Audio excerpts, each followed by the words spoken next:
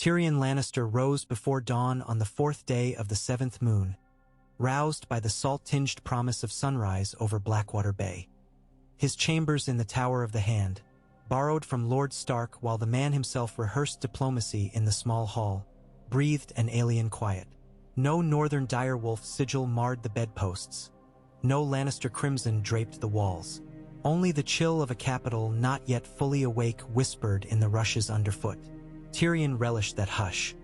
Every soft creak of aging timber, every distant gull cry, every heartbeat that reminded him he still lived in a world where wit, rather than brute edge, might carve a man's destiny.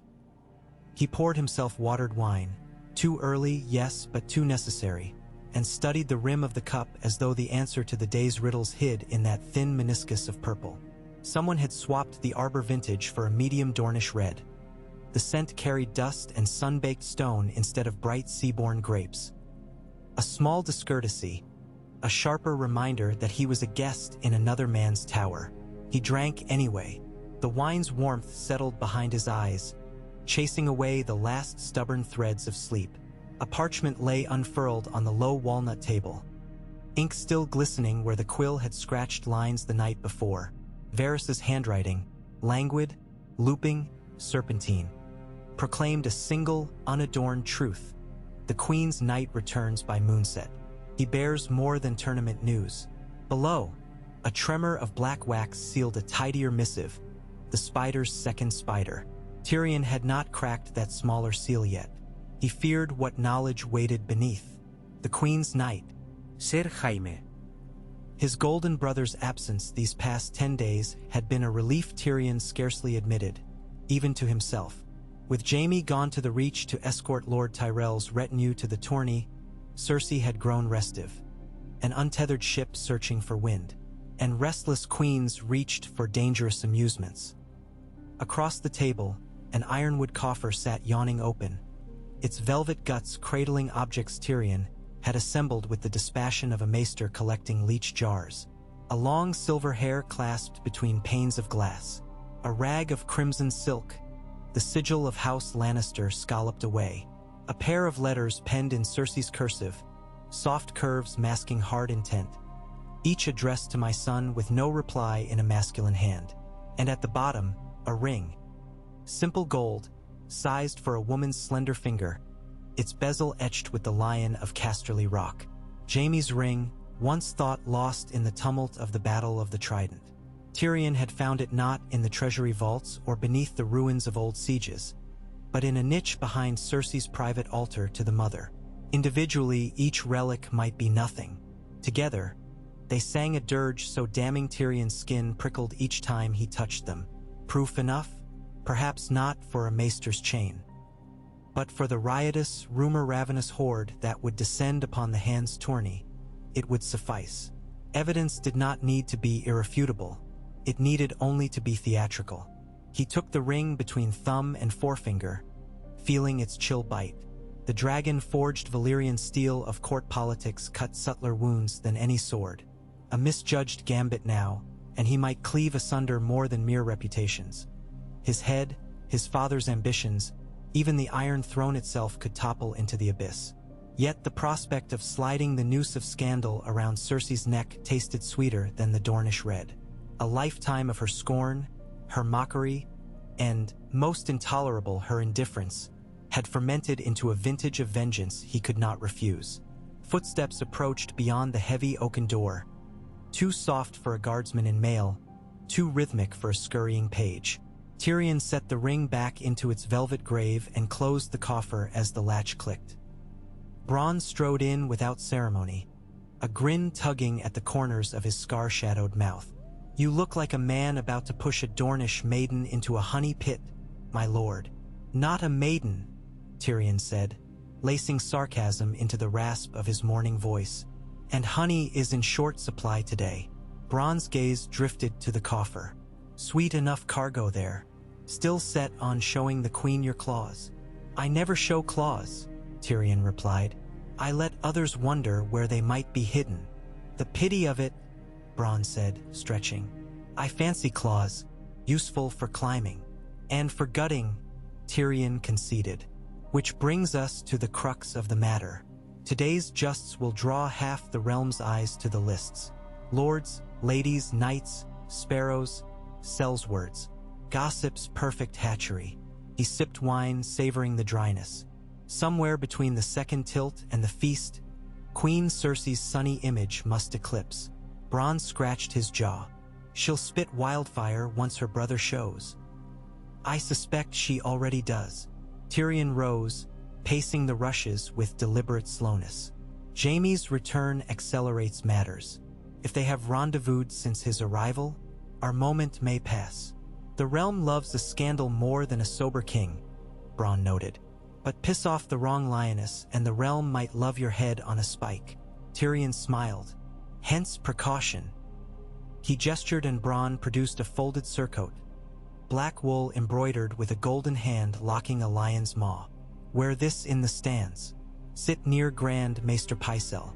Tell him whatever rumor seems ripe. Claim you overheard at the brothels, the docks, wherever Pycelle imagines sin most fertile. Plant the seeds early. Let them sprout in his beard. Bronn eyed the garment skeptically. Black's not my color. Gold is, Tyrion retorted. There's coin enough after. Bronn shrugged. And you? I'll pay a cordial visit to the Street of Silk. Tyrion's lips twitched. A certain seamstress there knows how to thread rumors into banners. Oh, Bronn's grin broadened. Chitaya's girls will talk day and night if silver jingles. Exactly. Tyrion snapped the coffer shut. We make a tapestry of whispers. By dusk, the air will hum with talk of lions rutting in tangled branches. Bronn offered a perfunctory bow. As you say, my lord, I'll spread filth with the best of them. When Bronn departed, Tyrion allowed himself a single breath of doubt. Fleeting, necessary, then banished. To unmask Cersei's adultery with her own twin was to topple pillars propping Robert's realm.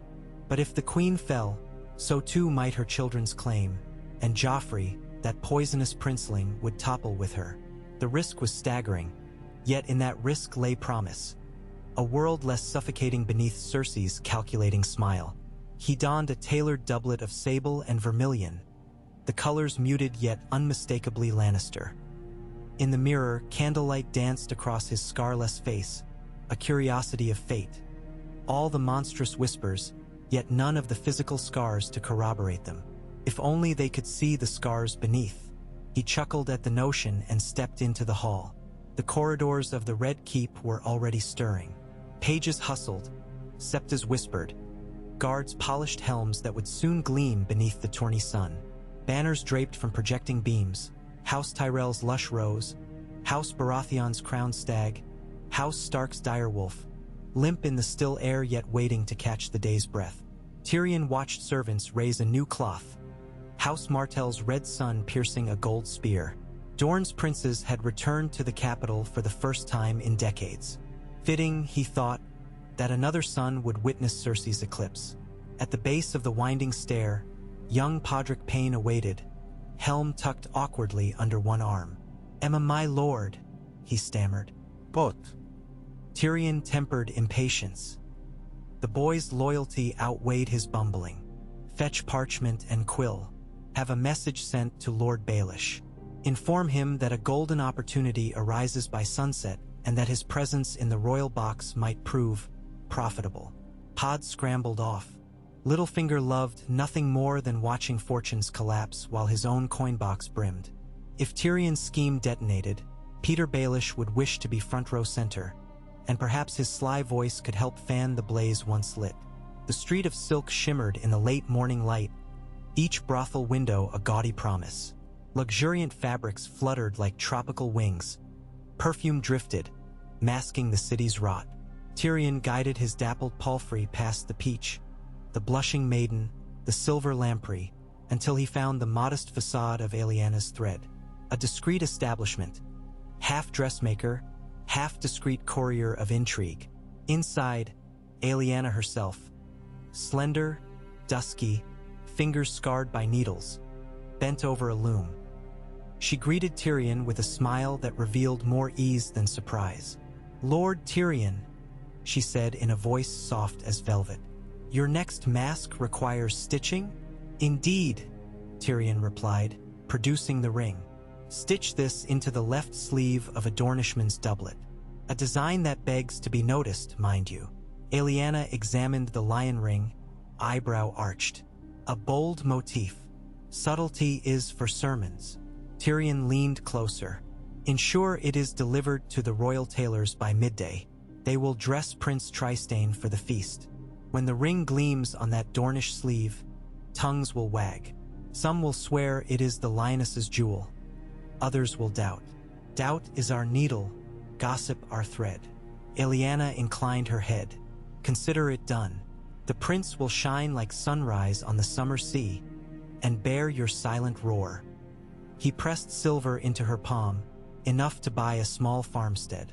Then he departed, letting the shop doors tinkle echo behind him like a closing cage. By afternoon, the jousting grounds outside the Dragon Gate thrummed with color and clamor. Tiered wooden stands encircled the lists, awnings casting stripes of shade that quivered in the wind. Trumpets blared. Horses snorted beneath barding bright as painted glass. The crowd swelled, cotters pressing up against hedges, merchants hawking honeyed almonds, highborn ladies fluttering fans of lace and curiosity. Tyrion observed from the base of the royal grandstand, marveling anew at how the realm confused spectacle with stability. If the crowds were fed pageantry, they ignored cracks in the throne's marble foundations. Bronn lounged in his dour surcoat near Pycelle, feigning disinterest while dropping barbed rumors like crumbs for pigeons. Tyrion caught fragments floating on the air. Sister's disgrace, Kingslayer's secret, lion cubs with no lion's blood. Each whisper snagged on eager ears before flitting outward in widening gyres.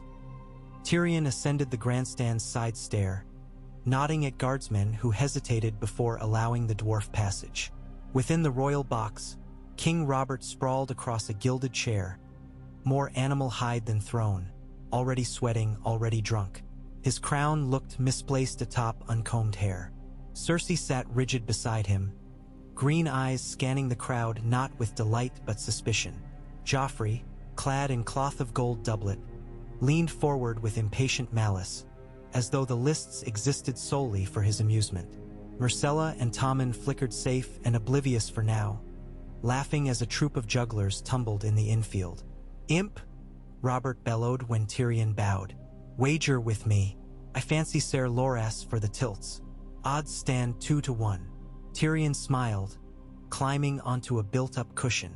"Your Grace, I'd sooner gamble on the Tourney's gossip than its outcome. Justs are predictable. Words, less so." Robert roared laughter. "Always words with you." He clapped a meaty hand on Cersei's arm. "My queen, have you any wagers?" Her smile, brittle as winter ice, did not reach her eyes. "I wager on honor," she replied. "Honor's no fun," Robert scoffed. Tyrion's heart beat like a raven's wings. He studied Cersei. Her gown of emerald silk clung like ivy to a marble column. No sign of fear, yet her gaze lingered whenever the crowd's murmurs swelled.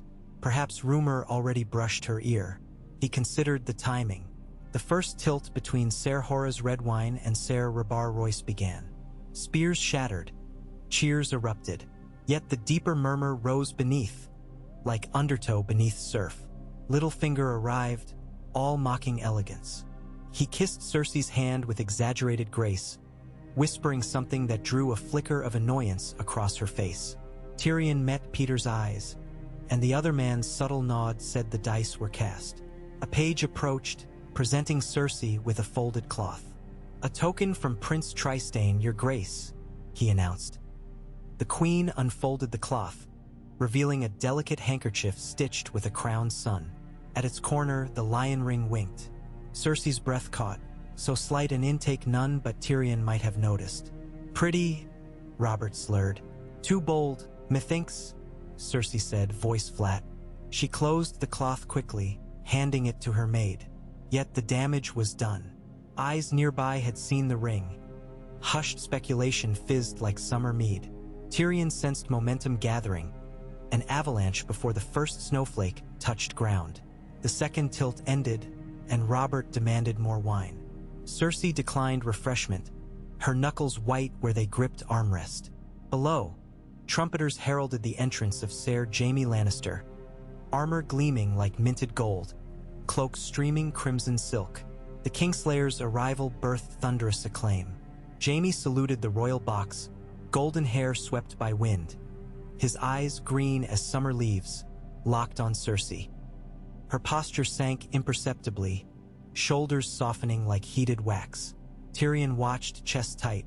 Affection radiated between the twins, a warmth visible even from yards away, and the crowd saw too.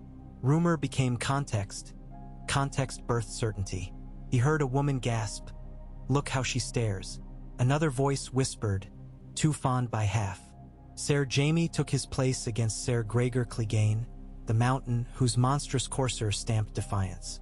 The joust promised spectacle beyond rumor, yet whispers persisted, swirling. Tyrion leaned toward Littlefinger.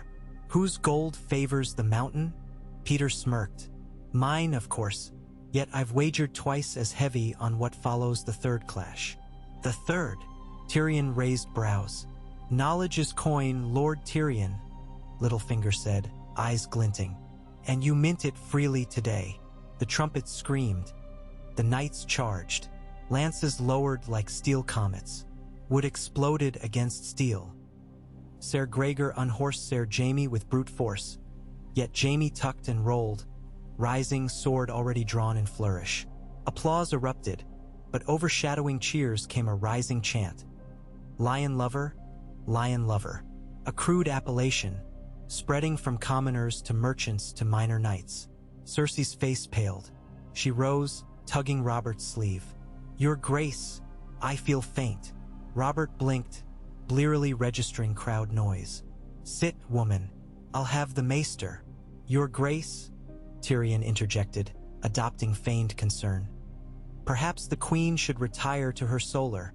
The sun is fierce. The heat." "I'm not infirm," Cersei hissed, but Robert waved. "Go then. Tommen, escort your mother." Tommen stood, earnest yet small. Cersei swept away, Tommen trailing. As she passed Tyrion, her gaze skewered him, a blade unsheathed. Tyrion bowed, hiding the tremor of victory and guilt. By sundown, the Tourney grounds resembled a battlefield of rumor. Fires crackled in braziers, smoke curling like gray fingers into the amber sky. Minstrels played, but their lutes could not drown gossip's drum. Tales twisted. Some claimed Cersei had fled in tears after someone thrust a golden ring before her. Others swore Jaime had thrown the joust to approach the queen. Still others whispered darker, that all three royal children bore hair too fair for Robert's seed, that a bastard blacksmith in the city resembled the king more than Joffrey ever had. Tyrion dined at the judge's table, sampling venison, but tasting only the heady spice of impending detonation. Bronn sauntered over, speaking around a mouthful of lamprey pie. Pycelle's beard twitched like a dying rat. "He's rattling chains already." "Good." Tyrion dabbed lips. Next phase. The feast concluded with a grand parade of champions into the throne room. Torches lined the walls. Crystal chandeliers blazed. Lords and ladies, sweating beneath brocade, crowded in, anticipation sharp as sword points. Robert took the Iron Throne, his bulk seeming to crush the steel barbs, while Grand Maester Pycelle fussed at his elbow. Cersei returned, composed but pallid, flanked by Joffrey. Jaime stood below the dais, golden armor gleaming dully in torchlight. Tyrion advanced through the throng. Trumpets faded, leaving hush. He bowed. "Your Grace, I beg but a moment to bestow a gift upon our valiant queen and her gallant brother, whose courage graced the lists." Robert belched indifference. "A gift? Very well." Cersei's eyes narrowed. Tyrion signaled. Two guards wheeled forth a small iron chest, borrowed from Littlefinger, its lid set with lions' heads. Tyrion sprang latch, withdrew from within the pain-guarded silver hair, the torn crimson silk, the letters, and at last the ring. "Behold," he said, projection carrying to chapel vaults high above. "Symbols of devotion." tokens of a love that knows neither barrier nor shame. Gifts exchanged not once, but many times, in secret corridors and moonlit chambers. A gasp rippled the hall. Robert leaned forward. "What nonsense is?" Tyrion pivoted, meeting Jaime's startled gaze. "Sir Jaime, do you deny possession of this ring?" He held it aloft. Jaime's jaw tightened. "I lost that ring years past." "Indeed, yet it was found not 5 feet from the queen's bed." Pandemonium threatened. Murmurs ballooned. Steel rasped as guards shifted. Robert's eyes bulged scarlet. "What treachery is this?" Cersei stepped down 2 stairs, voice icy. "You dare impugn my honor with trinkets and tales." "I impugn nothing, my lady," Tyrion replied softly. "I reveal." He broke the pane. The silver hair fluttered onto his palm. Under torchlight, it shone Lannister gold shot with palest moon. "A twin's hair, found entwined upon your pillow." The throne room exploded in noise, shouts, curses, laughter. Robert surged to his feet, veins corded. "Enough!" he roared, spittle flying. "Silence!" The hall obeyed. Even torches seemed to dim. Robert glared at Tyrion, then at Jaime, then finally at Cersei, whose mask had shattered, dread raw upon her face. Tyrion noted it all. The way Jaime angled subtly to stand between Robert and his sister. The way Joffrey's young features twisted with confusion and rage. The way Littlefinger at chamber edge smirked like a man counting dragons. Grand Maester Pycelle cleared his throat. "Your Grace, perhaps a private." "Speak plain, Maester," Robert growled. Pycelle hesitated. "There have been rumors for many moons. The seed is strong, yet the prince." Robert's knuckles whitened on the throne's pommel. "You knew," Pycelle wilted. Whispered only, "Your Grace." "Why was I not told?" Tyrion watched, heart hammering, as 7 years of marital détente crumbled. The floor seemed to tilt, stones impatient to taste blood. He had set the pyre. Robert's fury would supply the flame. Cersei's voice broke, terrifying in its calm. "This is a dwarf's vengeance. He forges lies from stolen trifles." "Are they lies?" Robert swung on Jaime. "Answer me, Kingslayer." Jaime met his king's eyes, and in that restless second, Tyrion saw the roads diverge. One paved with denial and uncertain mercy, the other with truth and swords. Jaime inhaled and chose damnation. "They are lies," Cersei hissed, voice cracking. "He would destroy us all." But Jaime's hesitation had sown mortal doubt. Robert's fist crashed down on the throne arm. "Guard," he bellowed. "Take the queen to her chambers. Confine her there. And you," he pointed at Jaime, "surrender your sword until this be settled. By gods and men, I'll have truth." Gold cloaks hesitated.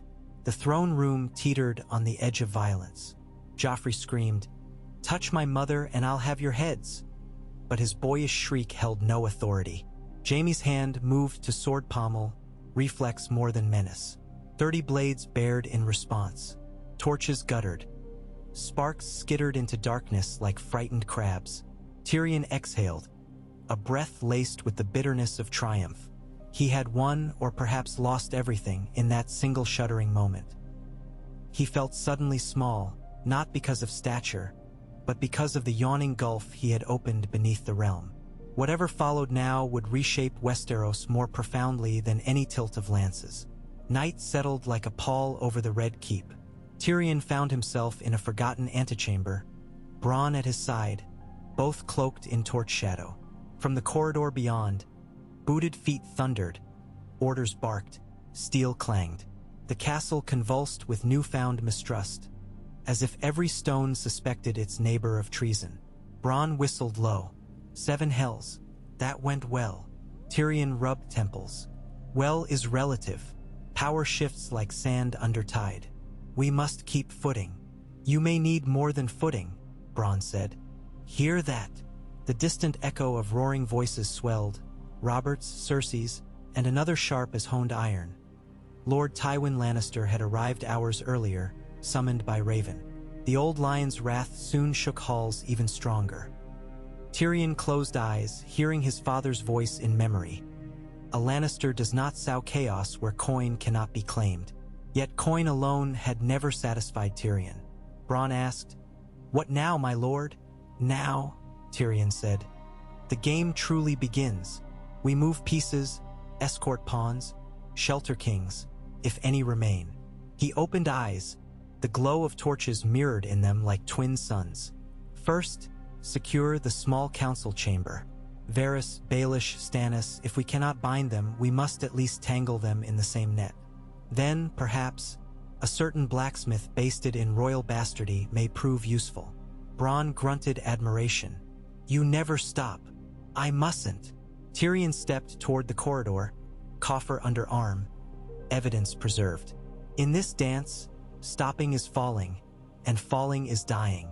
And so he plunged back into the wounded heart of the Red Keep, where lions roared, stags bellowed, vipers hissed, and all of Westeros trembled, waiting for the dawn after the unmasking.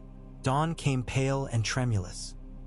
A clangor of bells announced the new day, but not its tidings. From every gatehouse to every alley, the city buzzed with tales of last night's spectacle. Some claimed the king lay dead, stabbed by the Kingslayer in a duel of honor. Others insisted Queen Cersei had thrown herself from the Tower of the Hand. None knew truth, and that void drank rumor like summer dust. Within the Tower of the Hand, returned to its rightful Lord Stark, yet now reeking of treachery, Tyrion stood before Ned Stark himself. The Lord's gray eyes glittered with frost. "You have shattered what little peace remained," he said, voice low. "I have shattered an illusion," Tyrion countered. He set the coffer upon a table between them. "If ice conceals a pit, is the man who breaks the ice villain or sophist?" Stark studied the artifacts, jaw working. "Evidence gathered how?" "True ways," Tyrion said. "Words whispered, stones overturned, threads unraveled. Does the method matter if the realm is spared false heirs?" Ned's shoulders sagged. "Spar the realm," he sighed. "You may have kindled war." "War already stirred," Tyrion answered gently. "I merely lit a lantern to reveal its face." Ned closed the coffer. "I must speak with his grace." A note of pity entered his gaze. "Pray you, my lord, that Robert listens before Tywin does." Tyrion bowed. "Prayer is cheaper than wine." Elsewhere, in the black corridors past Maegor's holdfast, Cersei knelt upon cold stone, wrists bound in silken cord, an indignity more galling for its softness. Guards stood watch while Grand Maester Pycelle muttered over her, inspecting pulse and tears, as though treason were malady curable with leech and tincture. Her emerald eyes burned not with sorrow but with resolve so fierce it might melt swords. "When I am queen no more," she whispered to herself, "I shall be what queens fear." Jaime, disarmed, paced outside her cell. Torchlight traced the elegant line of his jaw, hardened now by urgency. He heard footfalls. Tywin's. The old lion bore no torches. Flames seemed to retreat from his glare. "My children," he rasped, voice measured as tolling bells, "have torn our house from its lofty perch, one with her lust, the other with his cowardice, and the third with words sharper than Valyrian steel." His eyes fixed on Jaime. "Yet lions mend what jackals chew." Jaime met his sire's stare. "Will you mend with sword or coin?" "With legacy," Tywin answered. "We will salvage ours even if the realm must burn." Behind the barred door, Cersei closed her eyes, lips curling. "Burn it shall." Below the tower, on the Red Keep's stony beach, the Blackwater lapped against barnacled pylons. Varys stood there, shrouded in mist, his whispering birds flocking to scatter new seeds. He knew the truths no one else yet grasped, that Stannis Baratheon, far on Dragonstone, would seize upon this scandal like a starving hawk, that Renly, bold and beloved by small folk, would twine charm around opportunity, that Lysa Arryn in the Eyrie would shut her gates tighter, that across the narrow sea, a dragon queen would read any raven about Westeros and weigh her own fateful return. And Varys mused on the dwarf who had cast the first stone. What is a single pebble to an avalanche? He wondered. Tyrion sat alone in the solar of the Tower of the Hand as afternoon bled into another anxious dusk. Quills scratched, ravens croaked. Messages flew to Casterly Rock, to Riverrun, to Highgarden, to Sunspear. Each missive carried versions of truth shaped by its sender's need. He slumped in the chair that still smelled faintly of Ned Stark's northern pine. He realized he felt strangely empty. The victory's taste faded, leaving afterthoughts of ash. He had not expected triumph to feel akin to grief. Perhaps, he thought, because the realm I have unmade is my own birthright too. A Lannister with no rock beneath his feet is but a dwarf among ruins. Yet he straightened, ink drying on yet another letter. There could be no retreat now, only forward, through labyrinths of consequence. He dipped quill once more, writing to Bronn. Secure a fast ship. There may be need to fly beyond Dragonfire before this game is done. He hesitated, then added in smaller hand, bring Podrick. The boy must learn that even small men can climb broken ladders. When the candle guttered, wax pooling like blood, Tyrion sealed the letter and sealed his doubts with it. He rose, gazing out toward the western horizon where the sun sank behind haze. Somewhere beyond that glow lay Casterly Rock, seat of lions. Whether it would stand or crumble into the sea now depended not on swords or sieges, but on words whispered in torchlit halls, and on the will of one dwarf who had dared strip a queen's secrets bare. He lifted the emptied wine cup in salute to the dying light. To truth, he murmured. May she never be gentle. The cup clinked against stone. The bells of the great September told the hour. And the hand's Tourney, born in pageantry, ended in a silence loaded with wheels already turning toward war. Night deepened. In a jumbled dreamscape between wakefulness and wine, Tyrion saw the Iron Throne melting, not with dragonfire, but with the heat of whispered words.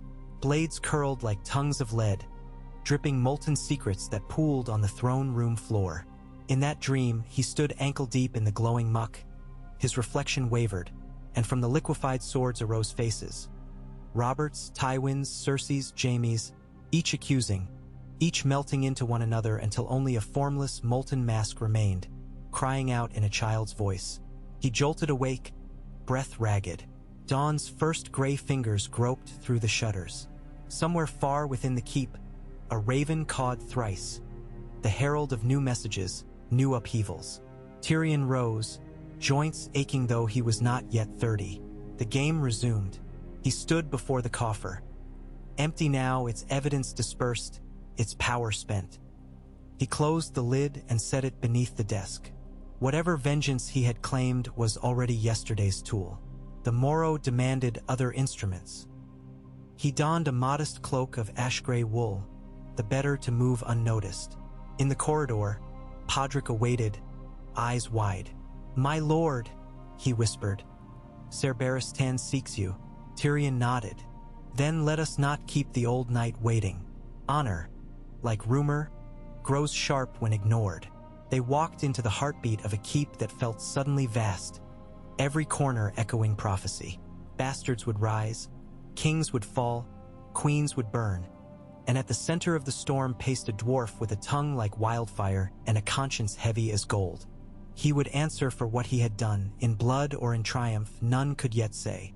But for now, he tightened the gray cloak, set one foot before the other, and embraced the weight of dawn, stepping into a future blazing with possibilities more terrible and wondrous than any tourney tilt. And thus the unmasking of Cersei Lannister at the Hand's Tourney ceased to be a single scandal and became the first cracked chord of a dirge that would echo from the Frostfangs to Sunspear, from the gilded spires of the Red Keep to the blackened shadow of Valyria. All Westeros listened, breath held, as Tyrion Lannister, dwarf, lion, kinslayer in rumor, truth speaker by necessity, strode deeper into the labyrinth he had opened with his own clever hands. Somewhere high above, the last raven of night spread ink-slick wings and flew toward the sea, carrying a message the world would soon read in sword strokes and funeral songs. Its cry cut the morning gloom like a herald's trumpet. A realm unmasked cannot be revealed without blood, and blood, Tyrion suspected, would flow in rivers before the song of truth reached its final refrain. Morning's pale hush lingered over the red, keep like a breath held too long, every corridor vibrating with secrets newly spoken. Tyrion Lannister felt the castle's stones bristle under his boots as though they had grown ears overnight.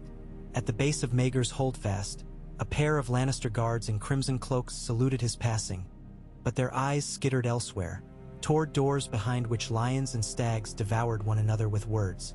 Fear, he thought, had a distinct scent. Hot iron mingled with candle wax and the sour tang of sleepless bodies. Podrick scurried ahead, lanky limbs stiff with duty.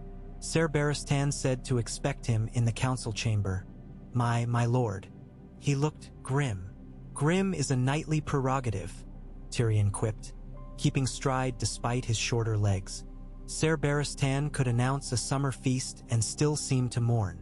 They climbed the winding tower stair until the stone gave way to oaken landing, the doors of the small council chamber looming. From beyond the carved panels seeped murmurs, voices straining to remain tempered. Tyrion listened. Grand Maester Pycelle's tremulous baritone, Peter Baelish's silken drawl, and a lower, unfamiliar rumble. Stannis Baratheon had arrived in the dead of night, a storm lord come to claim his portion of thunder. Pod pushed the door open. Lamps guttered in tall iron cressets, painting the long table with jittery light. Scrolls lay scattered like slain serpents amid half-emptied wine cups. Barristan Selmy stood at one end in white cloak splendor, face chiseled from discipline.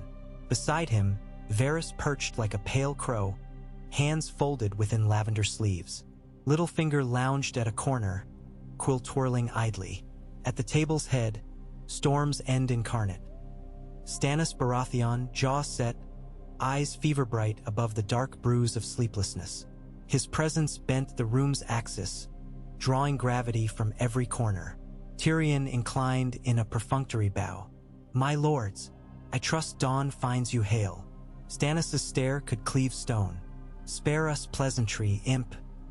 The realm teeters because of last night's spectacle. Spectacle. Tyrion settled into a carved chair, noting how many seats remained empty. Renly's absent, Lord Tywin's uninvited, Cersei's, of course, barred. Truth revealed in public may look like Mummer's farce, yet its import is sterner. Truth, Stannis slammed a palm atop parchment. Proof remains scant. Your baubles sway crowds, not courts. Pycelle cleared his throat, gray whiskers trembling. Lord Stannis, the lineage questions raised carry weight. His grace the king demands clarity, and clarity he shall have. Stannis' gaze raked the council. I ride for Dragonstone tonight. I will gather my lords, my fleet, and I will demand a great council if necessary. Bastards do not sit the Iron Throne. Littlefinger smiled thinly. Ambitious talk, Lord Stannis. Yet Robert still breathes, and breathe he might for decades. If Robert lives that long, Stannis cut in. He will choke on betrayal each day he sees those golden-haired children. Tyrion studied him. There burned in Stannis a wrath forged from affront rather than envy. He believed utterly that law shaped the realm, and law now was a broken blade. Barristan Selmy addressed Tyrion with quiet gravity. Lord Tyrion, his grace commands you present further evidence today. He would question any who can confirm what you set before the realm. Tyrion's mind danced through possibilities. Gendry at the forge, Edric Storm in the night air of Storm's End, babes in brothels whose black hair marked Baratheon's seed. Sources existed, but each summons risked fresh tumult. Still, refusal now appeared guilt. I can produce witnesses, he said, yet their safety. Spare us concern for safety, Stannis growled. Produce truth, or accept you unleashed rumor alone. Varys fluttered a hand. Peace, my lords. The king suffers grievous distress. We must not widen the wound with hasty blades. Might we agree to a breathing space? 2 days, perhaps, for Lord Tyrion to marshal proofs and for tempers to cool. Stannis snorted. When stone splits, no pause mends it. But Barristan inclined his head. 2 days, Lord Varys, may forestall madness. I will counsel his grace thus. So struck were the accords of mourning. Fragile, provisional, subject to winds no man could chart. In Cersei's apartments, the tapestries had been stripped from walls, replaced by a gloom that seeped like water through cracked mortar. She sat before a mirror of polished silver backed with hammered bronze, but saw no visage, only a storm.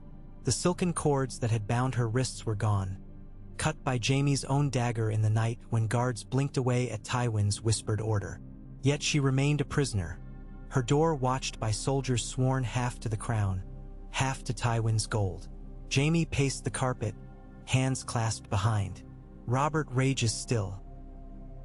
He drowned half a cask and threatened to geld Pycelle if the old man spoke the word bastardy again. Cersei felt her pulse echo in temples. And father, he seeks audience. Robert has refused thus far.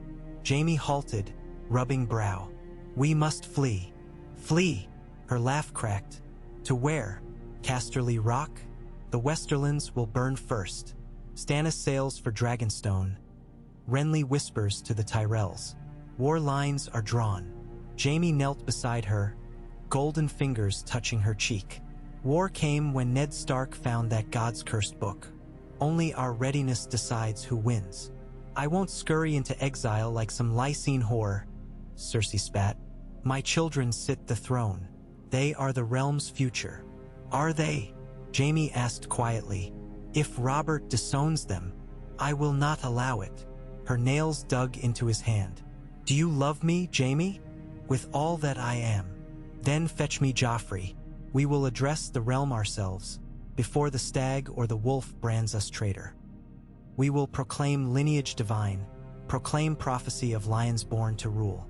The people hunger for myth, we shall feed them. Jaime hesitated. Truth may outpace myth now. Then let truth drown in spectacle, as Tyrion drowned me. Her eyes blazed. Do this, and when the world settles, I will make you more than Lord Commander. I will make you king. Jaime drew back as though slapped. King? I swore. You swore to protect me. She cut in. Protect our children. Protect our love. Ours is the only oath that matters. He rose, uncertain. I will think. Think quickly. She turned from mirror, gaze boring through his retreating back. Time bleeds. Ned Stark stood upon the cobbles of the Street of Steel, sweat beading at his brow despite dawn's chill. The clamor of smith hammers echoed through the alleyways, each strike a reminder that swords answered questions men could not. Beside him, Jory Castle eyed passers-by, hand never leaving pommel. They halted before the forges of Tobo Mott. Sparks sprayed as the master armorer drew red-hot steel. At a smaller Enville, the apprentice known only as Gendry hammered a nail into a helm for rivet testing, black hair plastered by soot-damp sweat. Mott approached. Lord Stark. His respect tasted wary. My forge is honored. I require your apprentice, Ned said. The boy looked up, blue eyes startlingly clear within grime. Me? Ned answered. Have you met Lord Renly Baratheon? Gendry nodded. He came once. Asked my master about this. He tapped the bull's head ornament on his helmet. Said it looked like a certain helm his brother wore at the Trident. Ned saw truth writ upon the boy's face. Robert's features echoed there. The same jaw, the same eyes. 7 hells. Proof breathed in living flesh. Yet the revelation felt less triumph than tragedy. To show the king his own bastard while stripping away his putative heirs. Would that heal or break him? Will you come? Ned asked gently. To speak with the king? I've work. Gendry shrugged. If my master allows. Tobo Mott bowed. If his lordship commands, the boy goes. Then ready yourself, Ned told the lad. We ride for the Red Keep. Within the ancient gallery of Lion's Hearth, the sweet Tywin commandeered. Maps sprawled across a table, their edges pinned by ornate daggers. Jaime entered to find his father poring over lines of ink. Westerlands, Riverlands, Crownlands each sketched with precision, colored stones marking hosts. Ser Kevon stood at elbow, quiet. Tywin did not glance up. Closed the door. Jaime obeyed. The latch clicked. Silence throbbed. At dawn, Tywin said, voice a measured toll. I receive word that Tyto's Blackwood marshals banners for Riverrun, answering Hoster Tully's call. Shortly after, ravens affirm Stannis sails. We live at the precipice. I know, Jaime said. Cersei is compromised. Tywin lifted gold coin between fingers, studying its stamped lion. A lion cannot afford limp. He flicked coin into bowl. Robert will not spare her. He would have executed Rhaegar's children. He will show less mercy to yours. Jaime's jaw tightened. They're ours. Tywin's eyes, glacial jade, speared him. In failing subtlety, your sister invited this ruin. But blame solves nothing. He indicated a cluster of red stones atop the trident. The Lannister host marches within a week. I require your sword at the van. Jaime's pulse thumped. You would wage open war? My banners must gather, else the realm devours us piecemeal. If Robert executes Cersei, you will claim command in her name. If he pardons her, you remain the realm's preeminent knight, and our host compels negotiation. Jaime exhaled slow. And Tommen, Myrcella? They ride west with the host for safety. Once secure, you and your sister may decide the crown's fate. Jaime stared at the map. War's strokes seemed so effortless in ink. Blood would stain them vivid. What of Tyrion? His testimony damned us. Tyrion, Tywin said, voice cooling further, acted without leave, yet he may still serve. A dwarf's cunning wields more value than his loyalty. He lifted another stone, black, unmarked, placing it near King's Landing. But if he hampers us again, he will be set aside. Jaime's stomach fluttered. You would kill your son? I would prune diseased branches to save the tree. Tywin turned away, gaze shifting out the window to the east where ships bobbed on shimmering bay. Prepare, Jaime. We sail the tide of history now. In the throne room, Robert Baratheon stared upon the Iron Throne. Not seated, but pacing its ragged shadow, great hammer slung across shoulder like hunter's gear. Sweat gleamed on his brow, though the hall stood cold. Grand Maester Pycelle hovered, murmuring tincture advice. Renly leaned against a pillar, green doublet unbuttoned at neck, watching. Ned Stark strode in, Gendry at his side. The boy's eyes darted, yet he kept step. Renly's brows shot up. Brother? Why summon me if your court collects Smith's apprentices? Robert, voice raw from roaring, glowered. Watch and learn. Ned bowed. Your grace, I present Gendry Waters, though he knows not that surname. He was a Smith's boy. Gendry bristled. I am a Smith's boy. Ned knelt, gesturing him forward. Show his grace your helm. Gendry removed the bull-visored piece. The bronzed, horned visage glimmered in torchlight. Robert's breath caught. He reached, one meaty hand trembling, and turned the helm to admire craft. My Tourney helm, the one I wore at Bitterbridge. He studied the boy's face. Recognition struck with cruel inevitability. Gods! Pycelle cleared his throat. The likeness is unmistakable. Renly's grin wilted. Another of your brood, brother? Robert closed eyes, memory colliding with present. A tavern wench named Belle. The green smell of hay. Laughter long forgotten. Speak, he told the boy. Gendry swallowed. My mother said my father was a king. She died when I was little. I thought she lied to make a story. Robert's voice cracked. She did not lie. He turned on Ned, anguish and fury warring. This proves what? That I sowed bastards in my youth? I've known. The realm knows. Ned rose. It proves your seed marks its sons true. Hair as black as coal, eyes a blue near indigo. Not gold. His words hung heavy. Robert staggered back.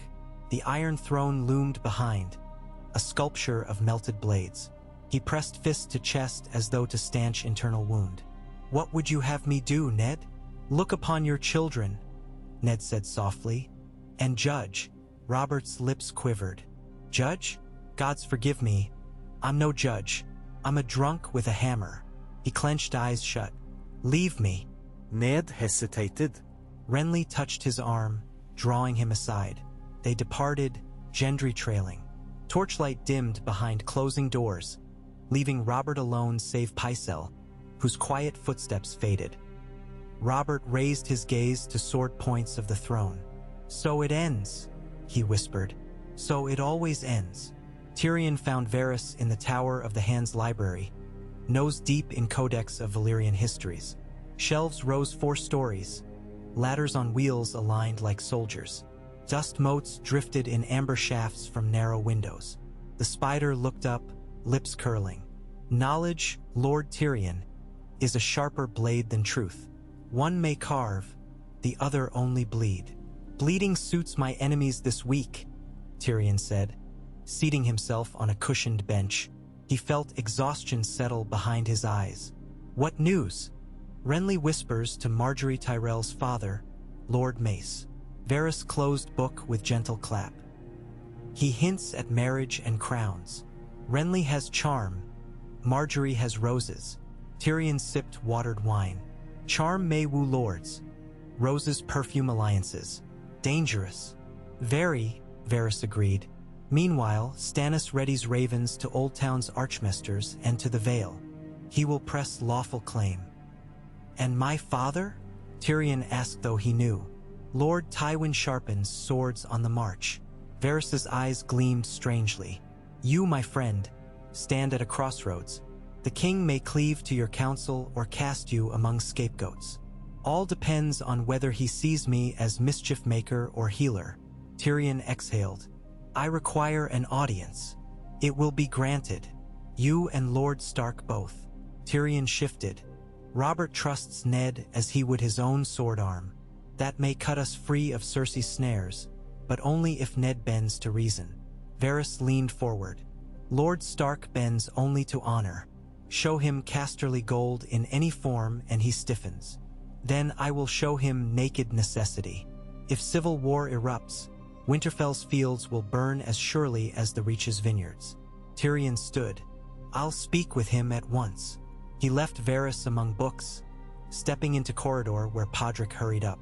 "Message, my lord." The boy handed scroll sealed with direwolf. Tyrion broke wax. 2 lines in Stark's austere hand. "Meet me in the godswood at dusk. We must speak of peace." He nodded. "Fetch my cloak." The godswood of King's Landing smelled of earth and old water. Weirwood leaves whispered overhead, crimson against dying sun. Tyrion followed narrow path to clearing where Ned Stark awaited. Gray cloak pooled about boots, greatsword ice sheathed at back like silent sentinel. "I did not come armed," Tyrion said lightly, raising hands. "The Weirwood knows my sins already." Ned's face remained hard.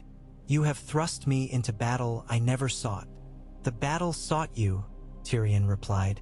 "I simply peeled away false banners." Ned's breath steamed. "Robert is breaking.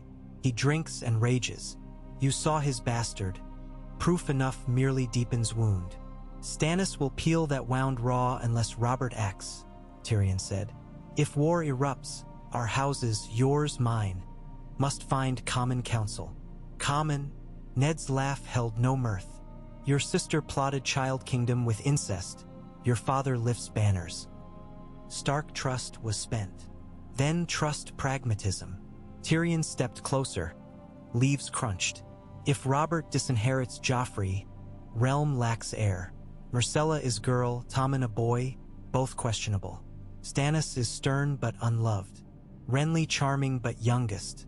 And across narrow sea waits Viserys or perhaps dragons. Chaos abhors vacuum. What if we forge a compromise?" Ned's brows knit. "Compromise?" Robert legitimizes his bastard, Gendry Waters, naming him Robert's heir after Stannis, or perhaps weds him to Shireen Baratheon to unite claims, or marry Myrcella to him, bridging lines. Your daughter Arya fostered at Casterly Rock as ward. Sansa betrothed to Tommen. Hostages for peace dressed as alliances. Ned stiffened. "You barter my children." "I barter the realm's future," Tyrion said, voice low. "Better wards than corpses." Silence shivered among leaves. Finally Ned spoke. "Bring this plan to Robert. If he listens, perhaps peace holds. But lie to me again. "I will not," Tyrion said. "I assure you, Lord Stark, I am as tired of lies as you are of war." The weirwood's carved face regarded them, its bleeding sap eternally fresh, a god weeping for men who mistook blood for solution. That night, Jaime Lannister slipped unseen through labyrinthine passages branching from Old Maid's cells to the rookery spire. He carried no torch. Moonlight sufficed. The rookery's door groaned as he entered. Ravens croaked, feathers rustled. Within, Maester Luwin, borrowed from Winterfell to advise while Pycelle nursed gout, dozed, quill in limp fingers. Jaime moved past, selected parchment pre-scrawled by Cersei earlier.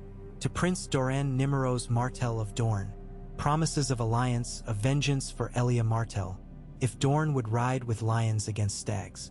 Jaime tied scroll to Raven's leg, one of the white-plumed snow ravens reserved for royal seals, and loosed it into night. When he turned, Luwin's eyes opened. "Sir Jaime?" Jaime's blade hissed free an inch. "Sleep, Maester."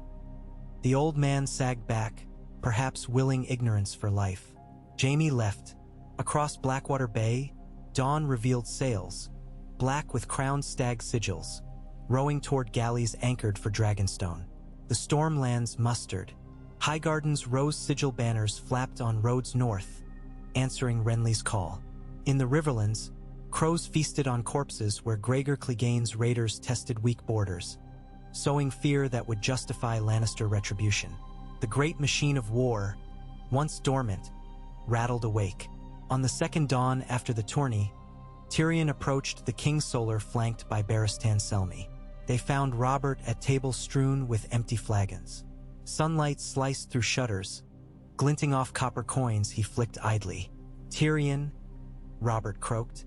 "You come to preach again?" "To serve," Tyrion bowed. "Your Grace, I beg you hear a path to spare the realm." Robert waved. Tyrion outlined his compact. Gendry's legitimization, marriages weaving Baratheon, Stark, and Lannister, Tywin's host restrained, Stannis appeased with seat on council, Renly wed to Marjorie but disavowed claim. Robert listened, eyes hooded.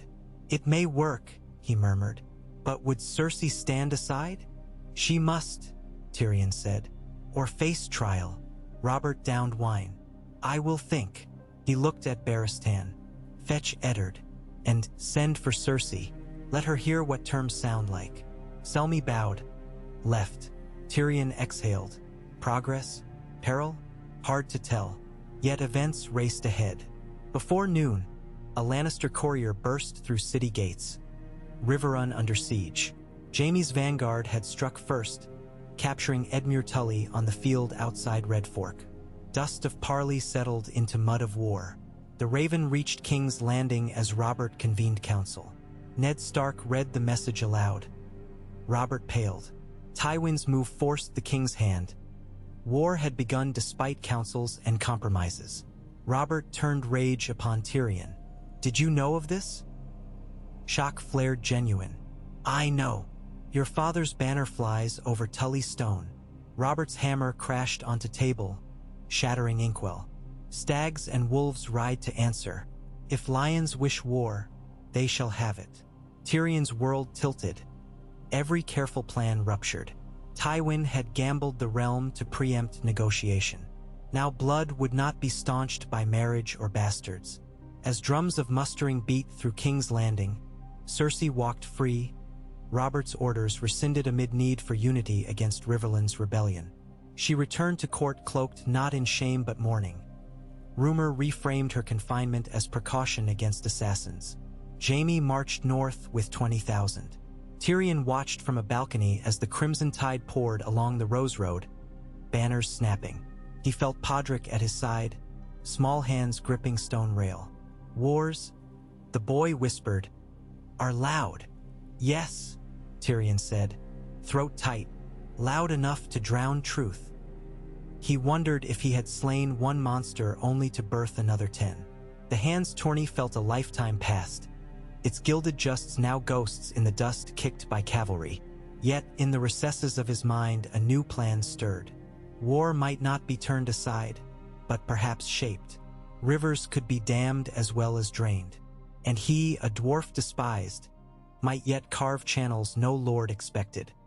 He turned from the departing host, eyes catching the towers of the red keep etched against dawn. Within those walls roost vipers and doves alike, all watching, waiting. "Come, Pod," he said.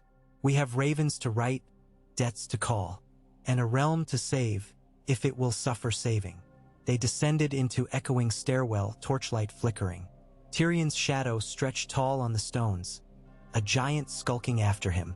For a moment he fancied it his father's looming silhouette, or perhaps his own conscience grown monstrous. Either way, it followed, inescapable. And so, as hosts marched and kings weighed crowns, as bastard truths mingled with royal lies, the small man with the sharpest tongue chose once more to step deeper into chaos, carrying with him only ink, wine, and the stubborn hope that wit could yet outpace war. Night approached unseen, yet he welcomed it. In darkness, after all, even lions must listen before they leap. Clouds the color of bruised steel drifted over King's Landing, blotting the sunrise to a pale, reluctant glow. Tyrion Lannister stood on the balustrade outside the Tower of the Hand, staring at the city sprawled beneath him like an anthill awaiting a careless boot. Bells tolled from the great September, a slow, dirge-like cadence that set his nerves humming.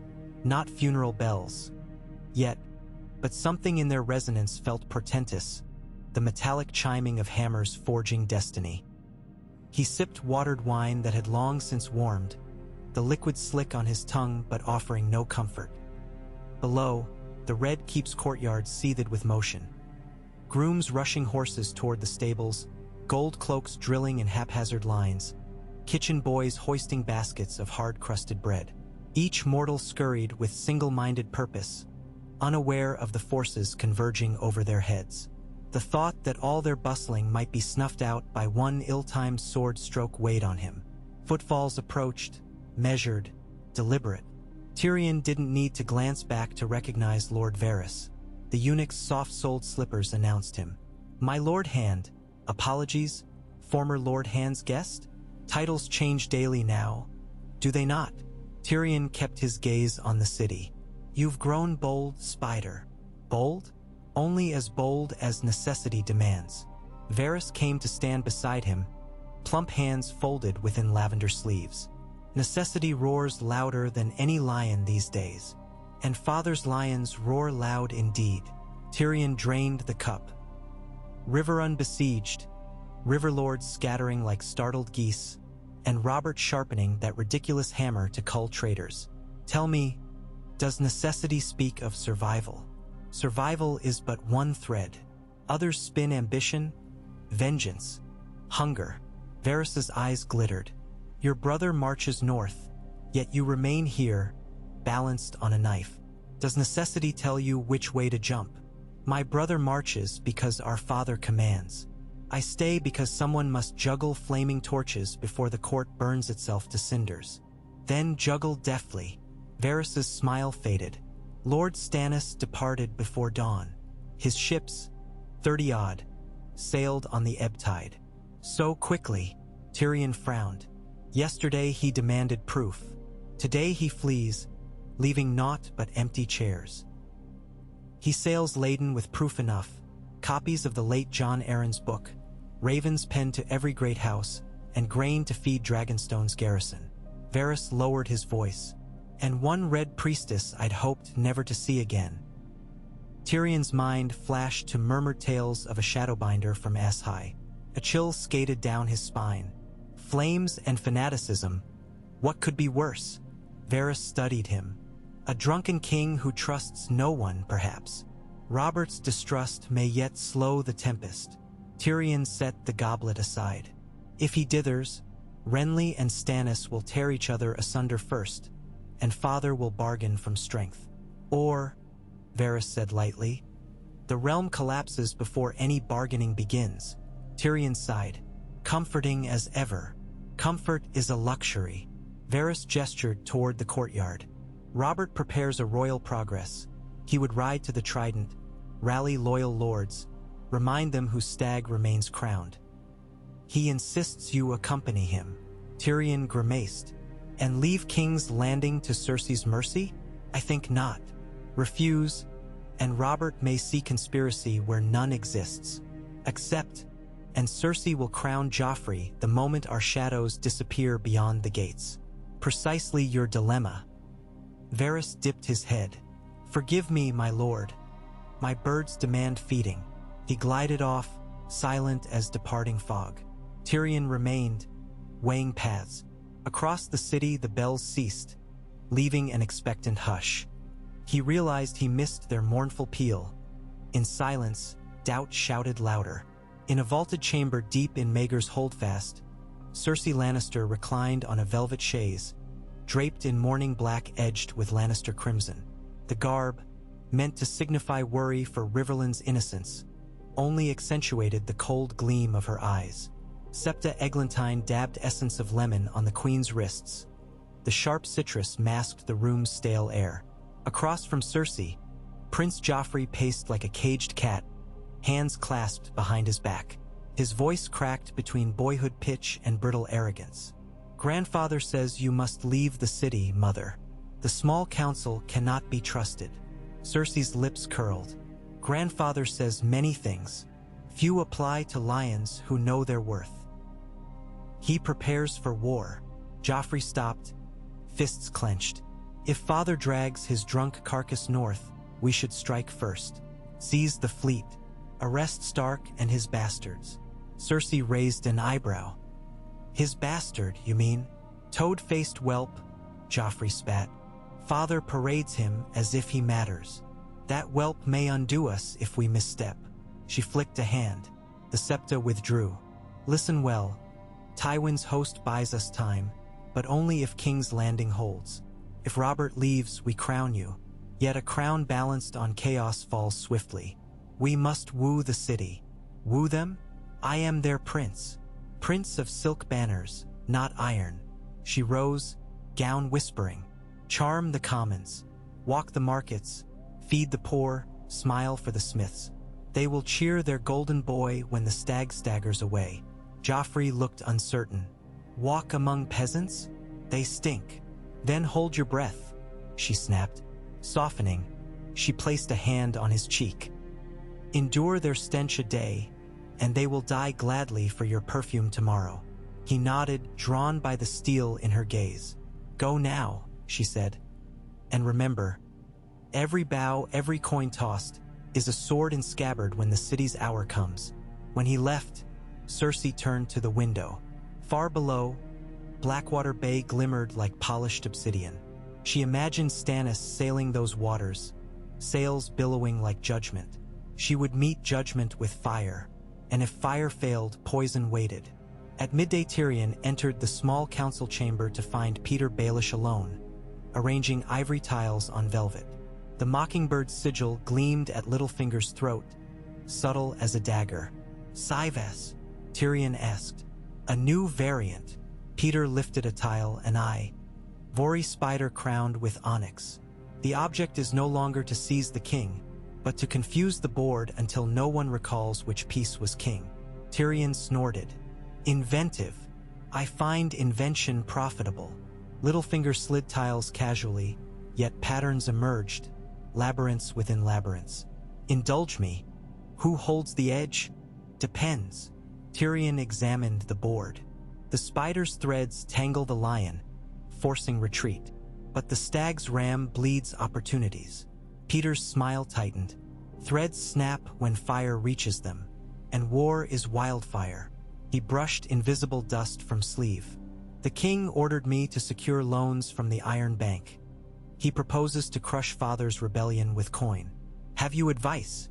Beware of loans heavier than Lannister debt, Tyrion said. The Iron Bank collects more zealously than executioners, which is why I'd rather borrow from Tyrell coffers. A glint in Peter's eye, in exchange for favorable unions. Tyrion read subtext. Marjorie for Robert? Or Renly? Possibilities multiply. Littlefinger tapped a tile. I'll broker whichever match leaves me holding the purse and the gratitude of a future king. So long as that king outlives the wedding feast. Tyrion lifted his own tile, a squat lion. My piece moves neither forward nor back. Then moves sideways, Peter murmured. The board seldom expects it. That evening, Ned Stark departed the Red Keep under heavy guard, bound for the wharves where loyalties whispered through tar and rope. Tyrion accompanied, Podrick clinging to his heels. Gendry rode behind, eyes huge.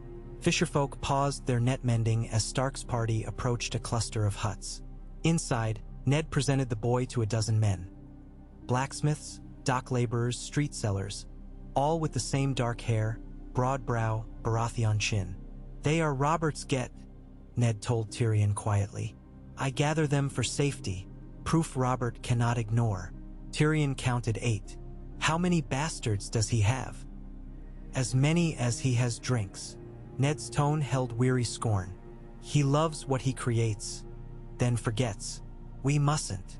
The bastards listened in solemn curiosity as Ned explained they would travel upriver to Storm's End.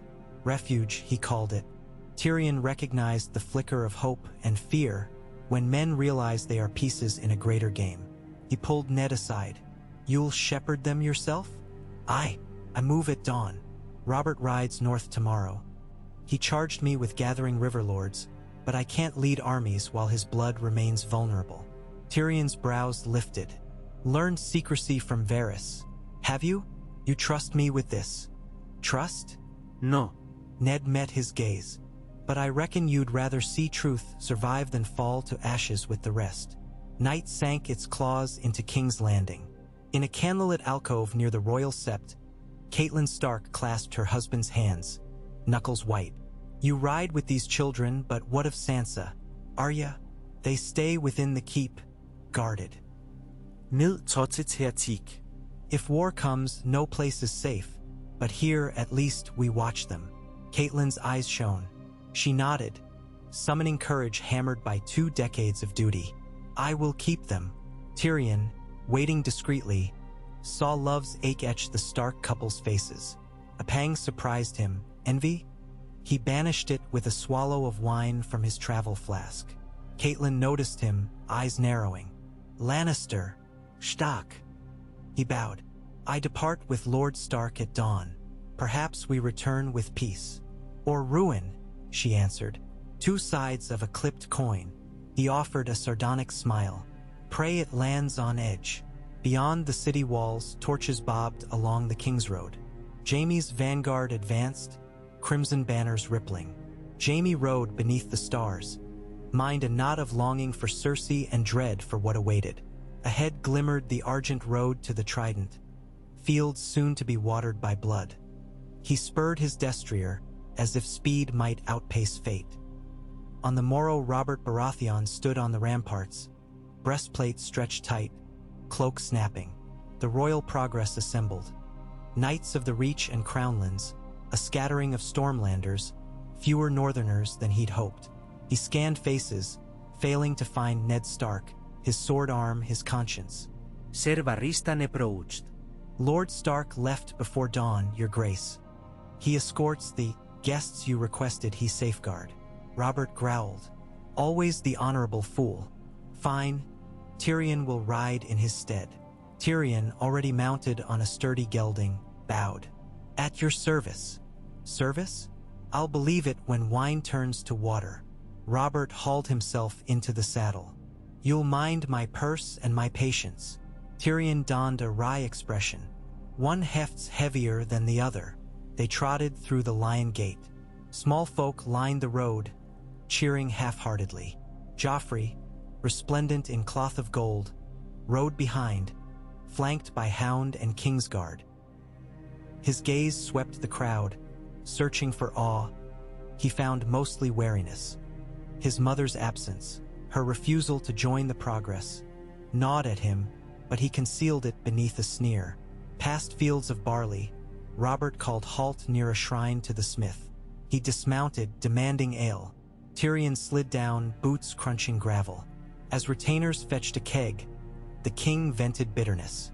The realm cracks, and the gods send vultures. My brothers circle, your father strikes. I should have kept jousting, Ned should have kept farming. Hells, even you should have stayed whoring. Some of us do what we must. Tyrion replied. Robert swigged frothy ale. Foam flecked his beard. Stannis will send letters condemning my bastards, my marriage, my rule. He'll claim the throne under his stiff arse while Renly prances around with Tyrell roses.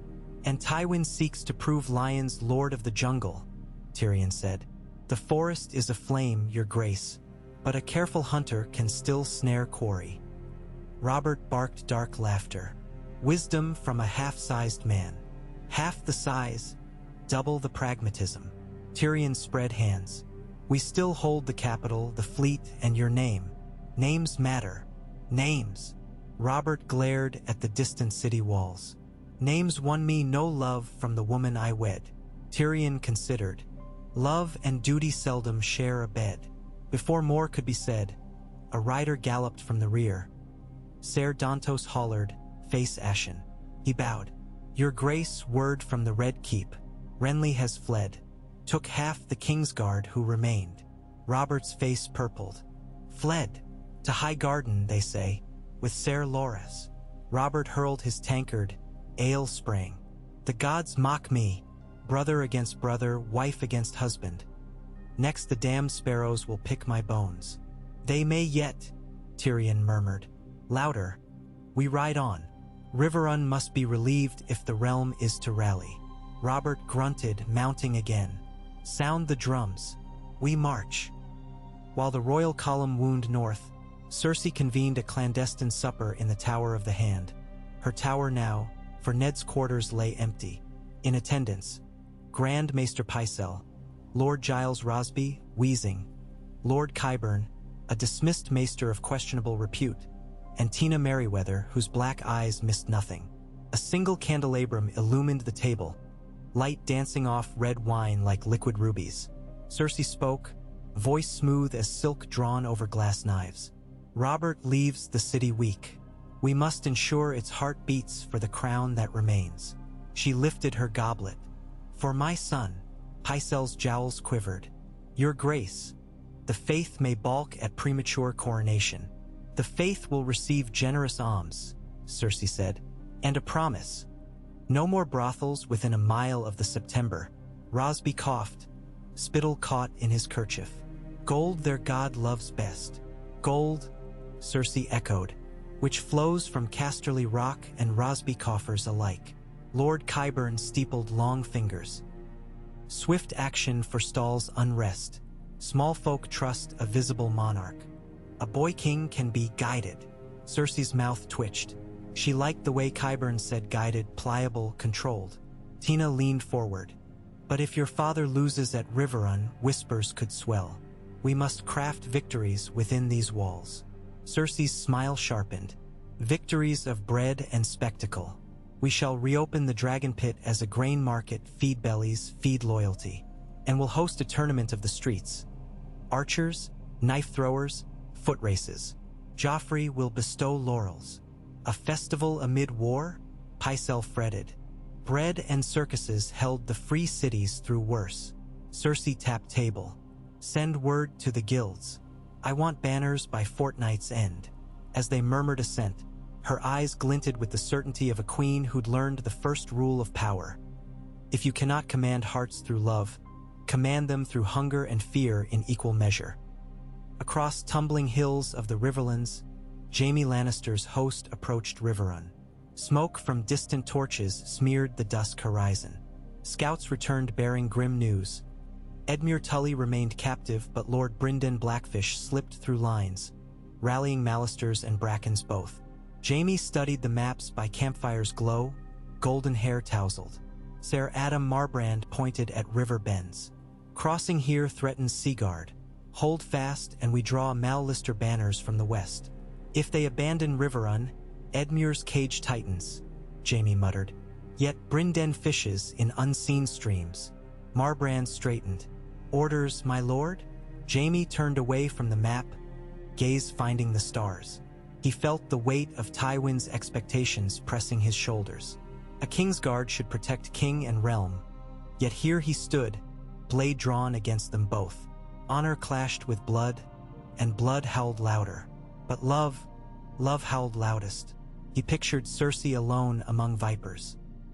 He must win swiftly or all they'd schemed would rot. "We force the crossing at dawn," he said. "Edmure rides front and center, a living shield." Marbrand bowed. "The men will stand ready." Jaime watched flames lap the map's edges, wind whipping sparks upward like fleeing souls. He wondered which star his own would join should fortune fail. Back in King's Landing, Tyrion's absence left a vacuum quickly exploited.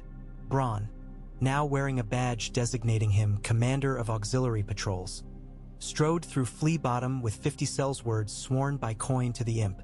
The dwarf's instructions lingered. Keep order, protect the grain hall, and listen more than speak. Bronn did all three, ears pricked for shift in mood. He found it outside the Blessed Barrel Tavern, where rag-clad men muttered over cups of brown ale. One spoke of Stannis as rightful king, another cursed Tywin for burning the Riverlands. Bronn inserted himself, slapping a silver stag on the table. "Drink to the queen and her cub," he said, voice slippery with menace. Grumbles died. The sellswords behind him flexed fingers on sword hilts. Coin bought silence for the night, but Bronn sensed tension tightening like bowstring. Word of siege and flight spread quicker than plague. Bread might soothe, tournaments might distract, yet steel would decide. He wished Tyrion good luck, wherever the little lion rode. On the King's Road's third day, Robert's progress reached the ruin of Sow's Horn, a tumble of gray walls overtaken by ivy. Beneath its shadow, the king's pavilion rose, striped gold and black. A storm rattled clouds, threat of rain thickening the air. Inside, Robert sat shirtless, ribs banded in sweat, while his squires wrestled with a gorget that pinched. Tyrion waited on a low camp stool, drafting letters he suspected would never reach their destinations. A commotion at the entrance announced Renly Baratheon's sudden return, hair plastered by rain. He strode in without herald, cloak sodden, eyes feverishly bright. "Brother," Robert growled, "flee Highgarden so soon?" Renly ignored the jape. "Ravens fly from King's Landing. Our dear queen prepares to crown Joffrey within the week." Robert's jaw bulged. "I should have locked her in chains." "Chains break," Tyrion said quietly, "when forged from disregard." Renly's gaze cut to him. "And lions gnaw through oaths. Your father assaults Riverrun." "I'm aware." Tyrion rolled parchment. "Believe me, I seek solution, not conquest." Renly scoffed. "You seek survival. A noble goal." Robert slammed fist on armrest. "Enough quarreling. Renly, you'll ride for King's Landing. Take the city watch from Cersei's grasp." Renly hesitated. "She holds Tommen and Myrcella. Harm them and the realm revolts. Take them under protection." Robert glared. "And tell my queen if she crowns that boy before I return, I'll take her head for treason." Renly bowed stiffly. "As you command. But remember, Stannis courts the faith. High Septon may bless his claim." Robert's laugh was ragged. "Stannis never courted anyone. Now he courts gods.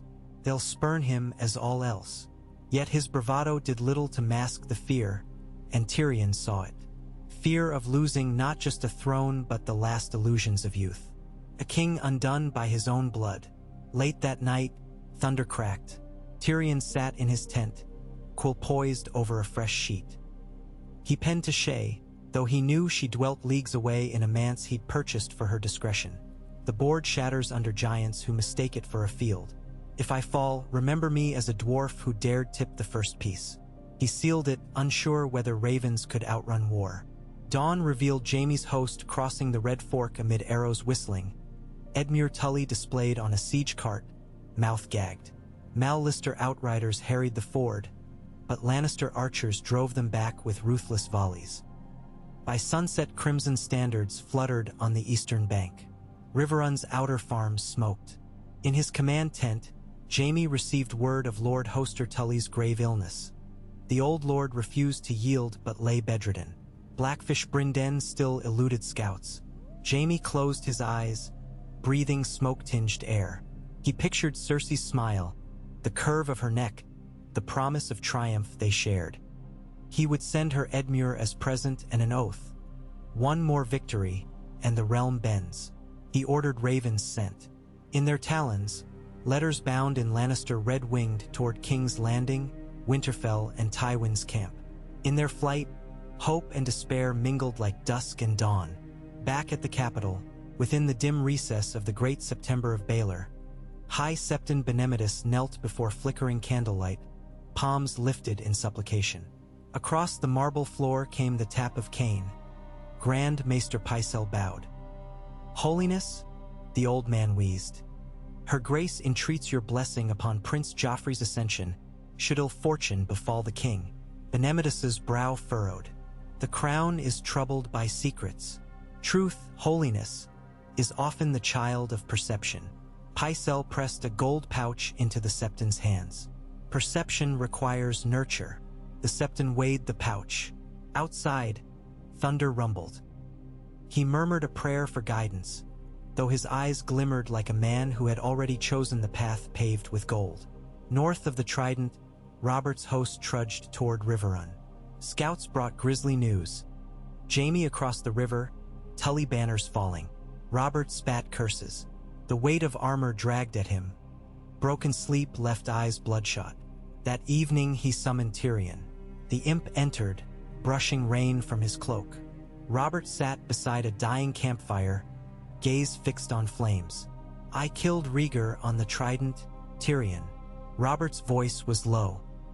"I thought slaying one prince would right the realm, yet dragons are easier than kin." Tyrion folded arms. "Kin cut deeper. All that shared flesh turns blades inward." Robert drank from a wineskin. "If I fall, who sits? Stannis? Renly? Joffrey? Your father's cub? Or that bastard of mine? All choices bleed." Tyrion crouched beside fire. "But wounds bandaged early may heal." Robert laughed, a bark like snapping logs. "Bandages? The wound is an ocean." He looked at Tyrion suddenly, eyes wet. "Help me, imp. You're clever as any maester. Guide me." Tyrion's breath hitched, an intoxicated plea but genuine. Here lay chance to steer fate, not for glory perhaps, but survival. He spoke softly. "First, recall the realm follows strength. Win at Riverrun. Lift the siege, free Edmure, deliver bread to the river lords, and they'll rally. Second, promise Dorne justice for Elia, the Reach safe harbor for trade, the North autonomy. Offer carrots while we wield sticks." Robert stared at flames. "And my brothers? Stannis values law. Make him hand. Let him mend the books he loves. Renly values praise. Grant him Storm's End and Marjorie's hand. He will shine bright enough to blind envy. And my queen, send her to Casterly Rock with Myrcella. Call it guardianship." Tyrion's stomach twisted. "She will hate it, but father's host will stand down." Robert exhaled. "You ask I banish my own wife? I ask you save your throne." Tyrion looked him in the eye. "And children, true or false, they deserve peace." Robert grasped his hammer, knuckles white. Long moments passed, rain pattering on leather tents. At last he nodded. "We win tomorrow or we lose everything." Tyrion rose. "Tomorrow, then." Morning broke amid swirling mist. Trumpets blared, banners lifted. Robert donned antlered helm, climbed a warhorse black as pitch. Tyrion watched him ride forth, thunder in each hoofbeat. He felt history lurch, yawning wide before them. The Battle of Riverrun, so the bards would name it. Swords would clash, blood would slick the grass, and whispers would decide more than steel. At its center, a drunken king seeking redemption and a cunning dwarf balancing futures. Tyrion mounted his gelding. Ahead, rows of mailed men glimmered. He tasted iron on his tongue, fear and exhilaration intertwined. Podrick rode up, eyes round as moons. "My lord, is this how wars start?"